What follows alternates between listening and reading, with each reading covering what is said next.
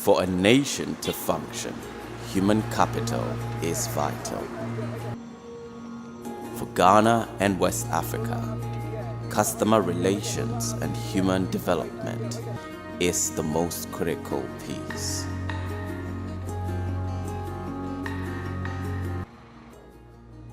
The ordinary Ghanaian is full of smiles and friendly behavior. This friendliness has not been translated into the business space. I would say customer service is dead. You look currently at the different sectors, you're looking at the different professions, you look at your own experiences when you go into or walk into shops and deal with service providers, and you realize that customer service is just a word. For me, it's non-existent. We don't have a state. I would say that we don't have customer service at all. That's not to say that you don't have some entities who are trying their best to give excellent customer service. But if you look at our population and you look at the fact that the majority of the businesses that we have are well saturated in the service industry, we have a service economy.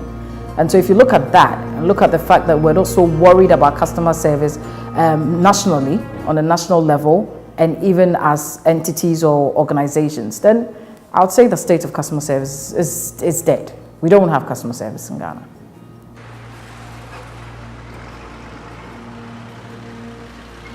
The necessary things must be done. What must be done is that you must show up with a good face and ready to service us. And I think that if the majority of Ghanaians demanded the service from people who are supposed to render it, there will be a revolution in the customer service space.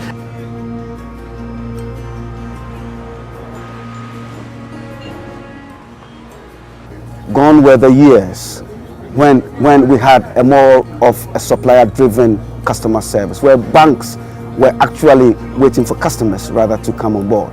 Today, we having the opposite, where banks largely are following up on customers. And so it's a pivotal issue now where banks or financial institutions have a key role in meeting customer expectations.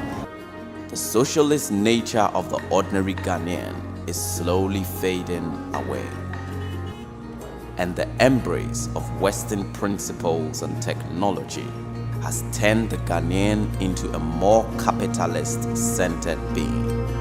The country is still tagged with corruption and a huge sense of capitalism. The difficulties and hardship of the Ghanaian people, just like any other developing economy, compels the Ghanaian business to tell you anything just to get your money and under-deliver as soon as the money is in their hands. Accountability is an issue when it comes to the quality of service delivery in Ghana. Who to complain to and how to even complain to them are questions that remain unanswered and in the dark. Once you're a customer and you're paying for a service, even if you're not paying for a service and it's free, the fact that that person has decided to give you something or to interact or deal with you, they have to do that in the most professional way that they can. So as much as it's difficult for a lot of people to demand good customer service, because customers don't even know what their rights are here in Ghana. You walk into a bank, someone is rude to you, you don't know what to say, you don't know what they should and shouldn't be doing. So it makes it very difficult for you as a customer to demand good customer service if you do not know what good customer service is, or if you don't know what the responsibility of the service provider is. For many businesses, they feel they are doing the customers a favor by offering the services that they offer. Customer service is a right. It's your right. It's your right to be treated properly.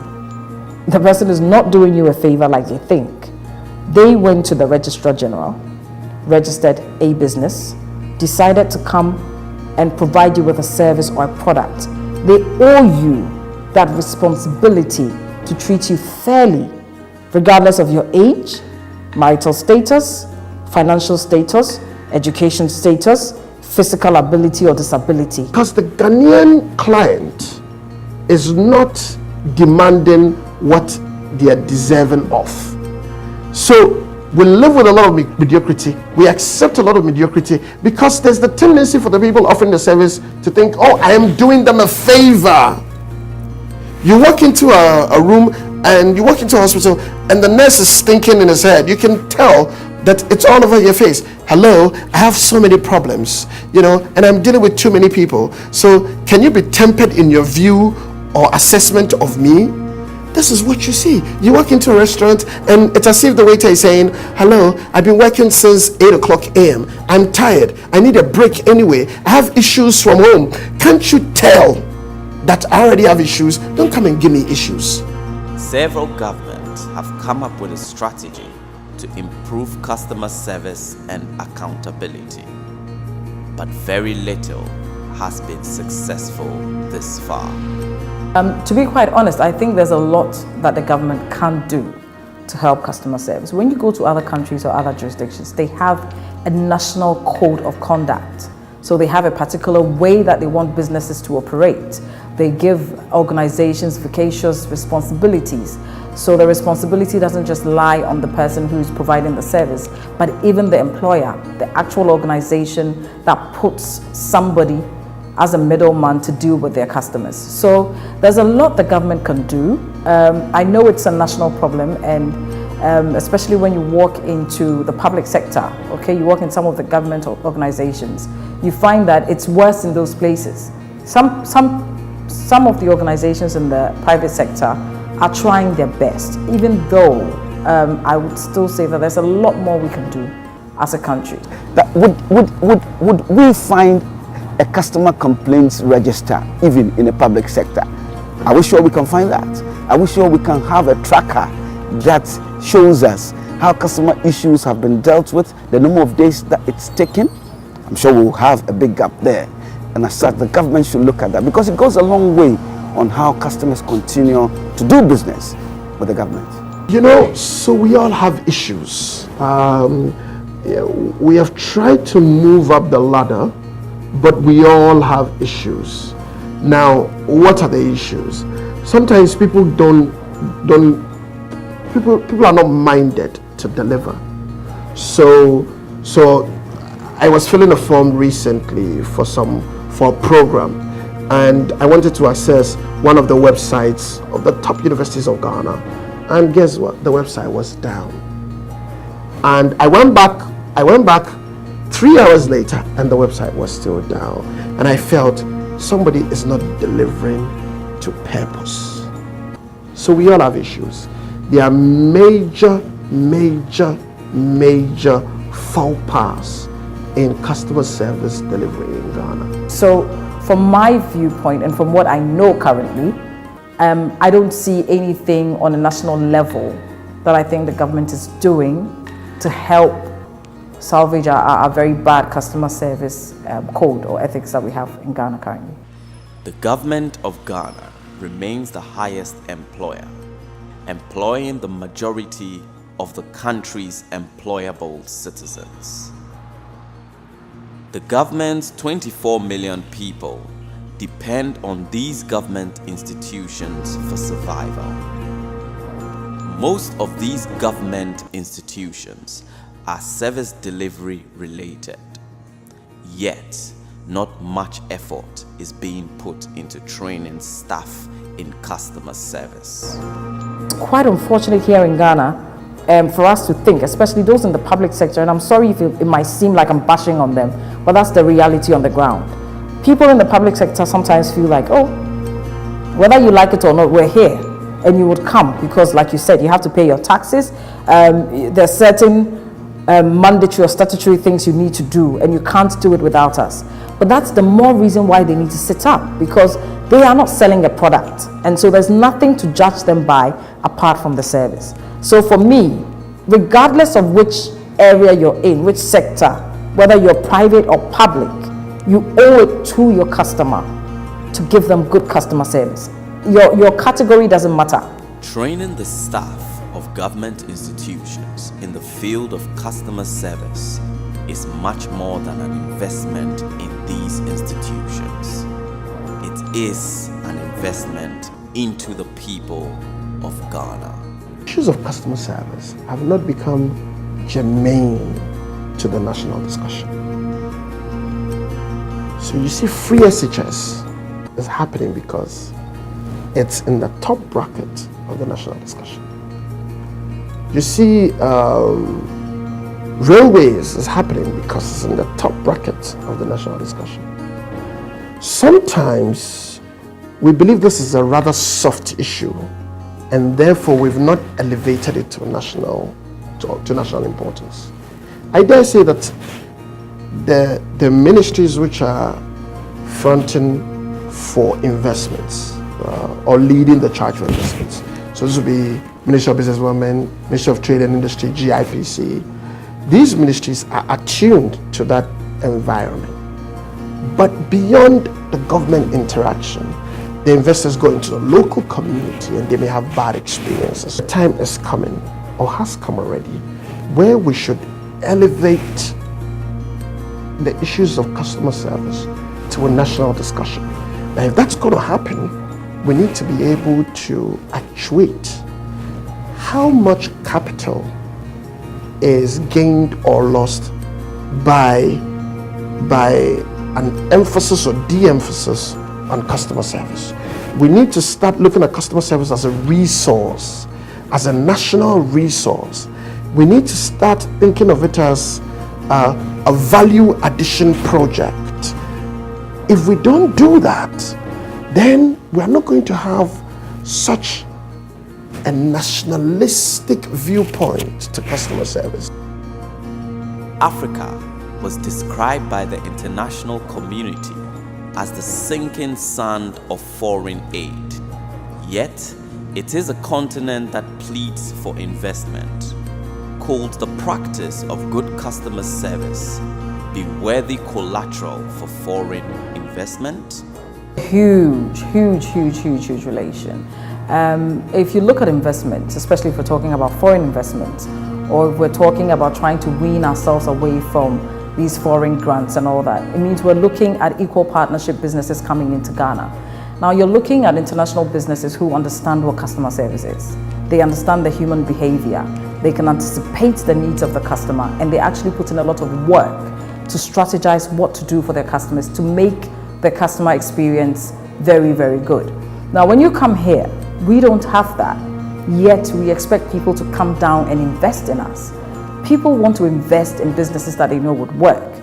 Now, if you look at some businesses, on paper, the business might have very good prospects, but once you start operating, if the very people that you're supposed to be keeping happy are not happy, or if you're not creating that experience, the wow experience or the wow factor for your customers, you're bound not to have a business that's going to stand the test of time. So when you look at investment, especially if you're looking at foreign investments, I think customer service is paramount, because that's what they're used to. They're used to good service. So if you want them to do business with you, you also need to get in line and start offering good service.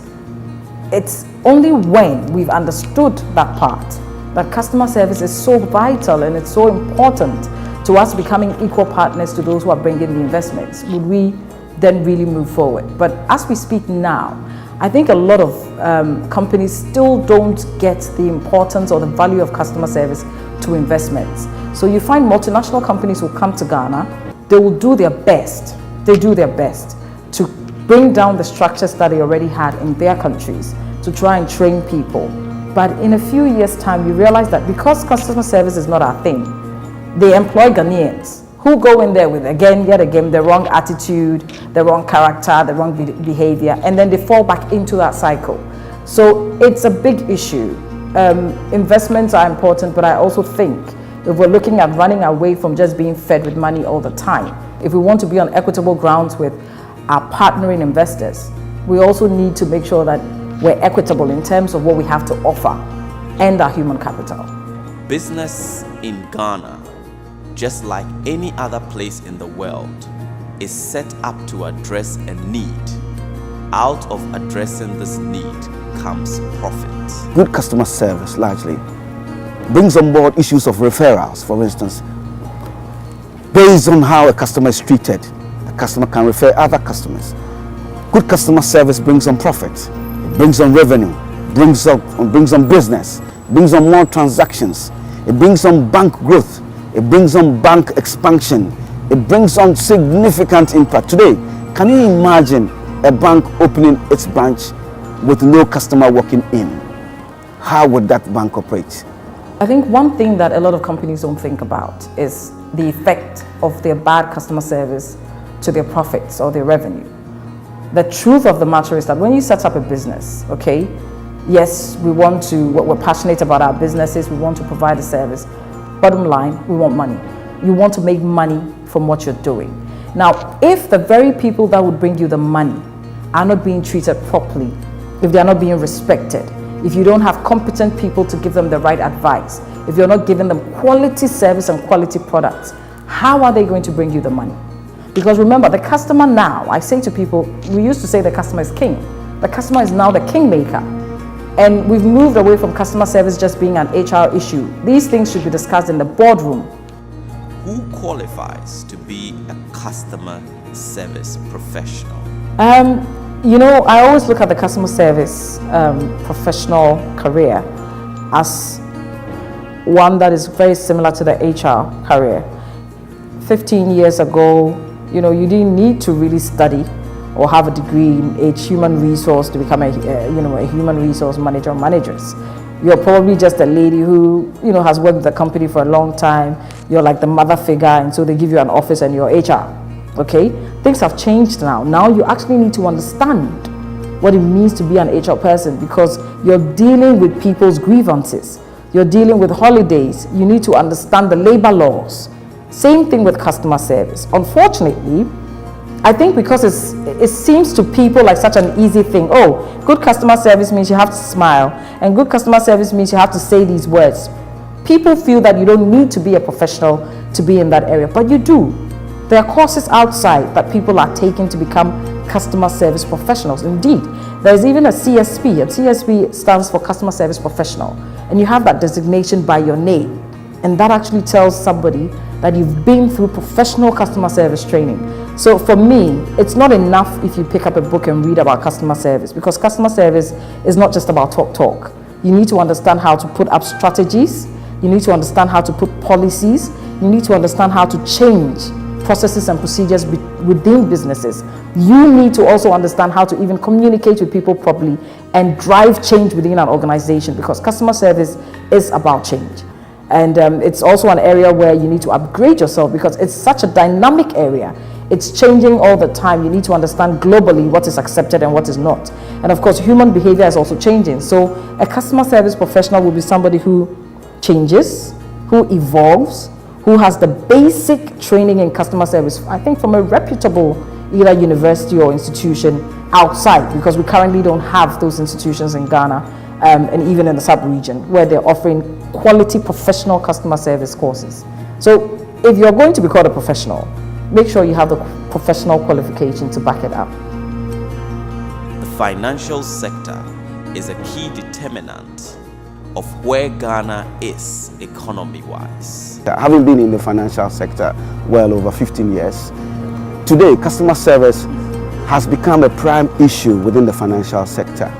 So risk management comes in here. The banks need to make sure that issues of reputational risks, issues of legal risks are minimized whilst they deal with customers. Are its players paying any attention at all to customer service? I'll equate that to having a beautiful house. Sometimes people feel that, look, even if I have cracks in my wall, I can just kind of paint it and people would not know that I have cracks. To me, that would be the summary of what happens in our banking sector. Now, I'm saying a summary because, of course, not every single bank has that problem. But largely, you find that banks will do the branding and the rebranding, getting the right color, advertising, branding, rebranding, marketing, all the flashy stuff. But when it comes to how your customer feels, the important things, they don't do them. So I always equate it to having a beautiful house, but it not being a home. The building is beautiful, but I walk into the building and who do I see?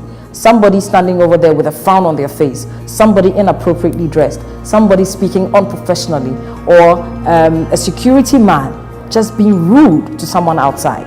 And that's the picture that I can paint of our banking industry to you. Until the early part of this year, there were gaps in terms of how consumer issues, customer issues are dealt with. The early part of this year, the Bank of Ghana issued what we call the Consumer Recourse Mechanism Directive. It's only in this year that it's been issued, largely leveraging on the Banking Act. And it gives specific directives to all financial institutions, not only banks, as to how customer issues should be dealt with. Today, we are having in place a mechanism, and banks and financial institutions are proud of that because it's just started this year. And you ask yourself, before this year, what was there? Practically, virtually nothing, because it was largely each bank dealing with issues on its own. The Consumer Recourse Mechanism Directive largely seeks to give specific number of days that banks have to resolve issues that are given to that the customer brings on board. Beyond these days, the banks need to get back to the consumer, detailing why issues have not been resolved. For instance, the directive talks about 20 days maximum for banks and financial institutions to resolve issues. After the 20 days, if issues have not been resolved, the banks need to get back to the consumer, providing specific reasons as to how issues have not been resolved. It has further 10 days more to make sure that issues are resolved. On a quarterly basis, financial institutions are required to report to the regulator, which is the Bank of Ghana, giving details of the issues and why issues have not been resolved. The Bank of Ghana has set up, for instance, a desk that handles this. Now, all this took place this year, and so it's at its infant stage. We can't talk too much about how far and the impact that it's been created. We'll look at, let's say, in about a year or two, maximum 3 years' time, for us to review how this particular directive has been impactful on customers. Customers need to be aware as well. Customers should be able to go on site, on Bank of Ghana site, download this directive, and be very much educated on what the Bank of Ghana, because it's a public document, so that customers can take financial institutions to task when they are delaying on issues. That is the other side of it. So there's a regulator that is really working on that. But then consumers and customers largely need to be very educated also on their rights and responsibilities when it comes to such issues. Not all the banks are Ghanaian banks. Some have come from somewhere. And so, of course, they have their strategies, they have their processes and the procedures. But all these things will not work if the people that work for you do not understand the importance and the benefits of their good behavior to the customer experience that you create. And so, yes, we have beautiful banks, they mean well, but a lot still needs to be done. There's a big gap, okay? What the customer expects and where the customer wants to go is far, very, very far off from what they are actually experiencing currently. What can be done differently? Staff of financial institutions should go to what I call the extra mile. They go the extra mile. They go the extra mile to delight customers and make sure that customers would say what we call the wow. Say the wow to the bank. Say the wow to the bank. Then you as a bank, you can say you have fulfilled your mandate. The ultimate reason for schooling was to equip people for the job market, to improve the productivity of a nation and the world at large. Or did I get the script wrong somewhere? This doesn't seem to be the case in Ghana. Huge gaps still remain between the educational curricula and the job market. Students seem to be learning for something else, perhaps for a time when we invade Mars. Most of the time, you will find banks employing not necessarily professional customer service personnel in there. You would have a general banking and finance degree holder, either working in a customer service department, or a general BCom or a general degree holder there. What actually takes place is that beyond that, banks need to invest in the training of customer service professionals. They need to make sure that they taking them on board to schools or educational places that educate, that train them. They need to invest significantly because it's a wide area. You might see some of these things either at the postgraduate level, someone reading an MBA in marketing, someone reading an MBA in some related kind of courses that have customer issues. That is where you are likely to have this kind of education be embedded in the curriculum. So largely, yes, there is a certain gap that needs to be filled within our education curriculum. Maybe we could look more from the SHS level to see how best some of our subjects could have some content that seek to address customer issues awareness.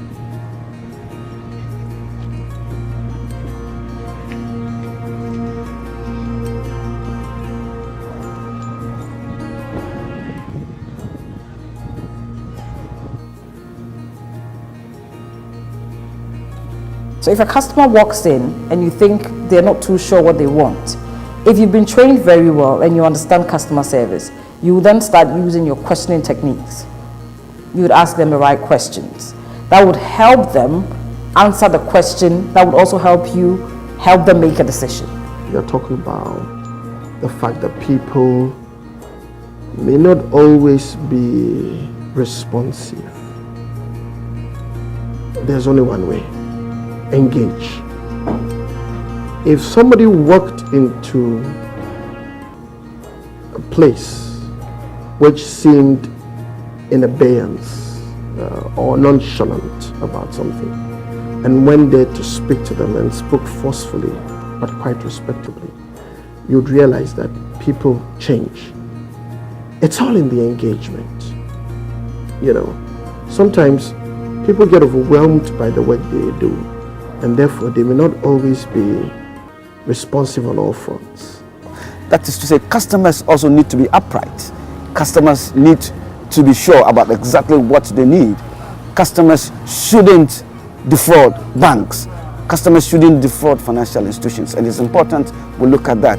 The inconsistency as well as the fraudulent aspect of customers, which today is unearthing gradually in the industry, needs to be watched out. So maybe the driver and the mate, they need to load up stuff into the car, and they need to fill the car and make sure everybody is seated.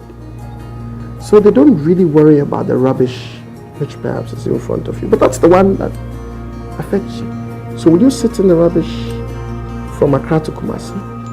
Or you would actually call the attention of the mate to it that, Chief, how come I have so much rubbish in front of me? They would come and take it off. The boards of banks, management of banks, boards of banks need to understand that we are not too far. We are still in the global village. We need to invest in technology that protects the resources that are lying in the accounts of customers, for our customers to be able to sleep and sleep well. The customer is the lifeline to any business or organization. The lawyers refer to them as clients. Medical practitioners call them patients. Irrespective of the business you find yourself in, the fact still remains that the customer is king.